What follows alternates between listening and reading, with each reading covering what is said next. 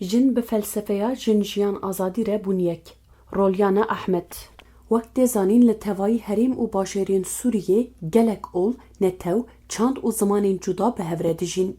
Lê rejîma Baasê dema ku desthilat bû, mafê hin neteweyan ên hiqûqî, çandî û neteweyî nedawan.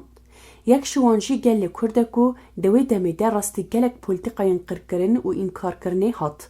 Yek ji mafên herî bingehîn mijara perwerdeyiyê bû ku Kurdan ne dikarî bi awayeke asayî fêrî zimanê xwe yê nivîskî bibin û ne jî dikaribûn wî zimanî di hemû qadên jiyanê de bikarbînin.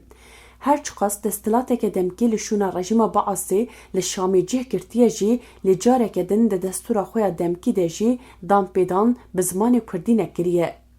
Serokê hikûmeta demkî Ehmed El-Şara di peyam û axaftinên xwe de dibêje em mafê tevayî PKK'yan di destûra xwe de mîsoger dikin, lê di rastiyê de ev gotin neketiye pratîkê û tenê şeklî dimîne. Şerê cîhanê yê sêyemîn ku em dikarin bi nav bikin a rojhilata navîn û taybet li Sûriyeyê dewam dike. Gelek hesab û kitabê hêzên hegemon serobinê hev kir. Ji bo her dewletek Sûdê ji vê rewşê werbigire, trafîkên siyasî, dîplomasî û leşkerî yên dijwar dest pê kirin.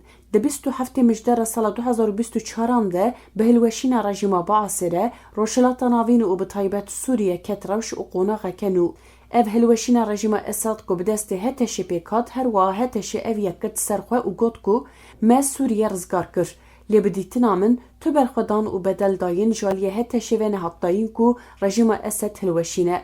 Di hilweşandina rejîma Esad de tu şer û pêvçûnên giran di tu parêzgehan de neqewimîn. Heteşê di navbera çend rojan de hemû parêzgeh xistin destê xwe û paytexta Sûriyê Dîmeşq jî girtin destê xwe. Bi hatina Heteşê re tu tişt nehat guhertin. Heman zihniyeta rejîma Esed û pratîka wê li ser gelê Kurd xwestin bidomînin, li gelê Kurd ne wek berê ye. Gelê Kurd bi şoreşa 19 tîrmehî bû kabûs ji tevayî hêzên tundderew re. Şoreşa 19 tîrmehî ku li Rojavayê Kurdistanê li hember her cûre qirkirin û bêmafiyê bû şoreşa vejînê. Li ser bingehê vê şoreşê gelê Kurd û tevayî gelên din ên wek Çerkez, Sûryan û Arab mafê xwe yên rewa û hebûna xwe heta vê rojê diparêzin. Bi avakirina hikûmeta nû ya li Sûriyê destûreke nû hat nivîsîn. Di vê destûrê de qaşo digotin em ê Sûriyeke demokratîk ava bikin. Lê rastiya wan di vê destûrê de diyar bû. Ev destûr tenê ji bo berjewendiya hikûmeta nû hat nivîsîn û mafê gelê Kurd, Alewî û her wekî din nehat dayîn. Bi taybet wek tê zanîn di Sûriyê de mafên jinan ji dema rejîma Esad heta hikûmeta nû nehatiye dayîn. Lê li herêmên ku dibin sîwana rêveberiya xwe ser dene, mafê jinan di her qadên jiyanê yên wek aborî, siyasî, çandî û nemaze leşkerî de tê parastin. Jinên Kurd û tevayî jinên ku li Rojava dijîn bi tevlîbûna nav refên YPG re li ser bingeha azadiya jinan û azadiya civakê tên perwerde kirin. Keda ku jinan dibin sîwana YPG de da û têkoşîna wan okulcîhanê deng ve da hêjayê gotinê ye. YPG jinan ji koletî, hişmendiya mêrperest û îslama radîkal diparêze. Ji ber vê yekê YPG ji bo hemû jinên li Sûriyê wek mucizeyekî ye. Jin li Bakur û Rojhilatê Sûriyê bi felsefeya jin jiyan azadî bûn yek û têkoşîna xwe ji bo parastina tevayî jinên li Sûriyê û mîsogerkirina mafê jinan a di destûra bingehîn de berdewam dikin. YPG ne tenê ji jinên Kurd pêktî, dibin sîwana yekîneyên parastina jin de jinên Arab, Ermen û neteweyên din jî hene. Şervanên YPG yên ku ji neteweyên cuda pêktên li beramberî tundî û êrişên ku li ser jinan û gel tên kirin bûn bersiv. Berxwedana wan a li Kobanê, heta li Efrînê û tevayî bajarên dîtir yên ku êriş li ser pêk dihatin nemaze têkçûna Daişê ya li Kobanê mînakên berbiçavin.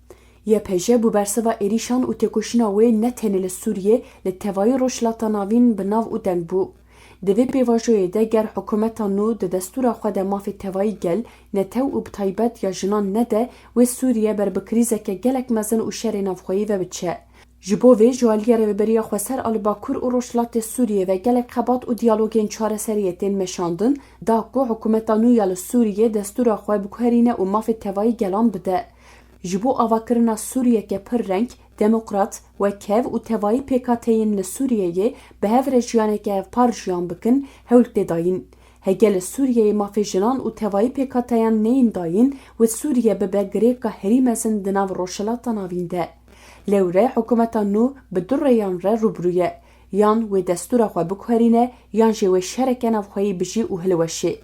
Ji ber nepêkane hikûmeteke ku di axaftin û pratîka xwe de neyeksan be bibe hikûmeteke demokratîk.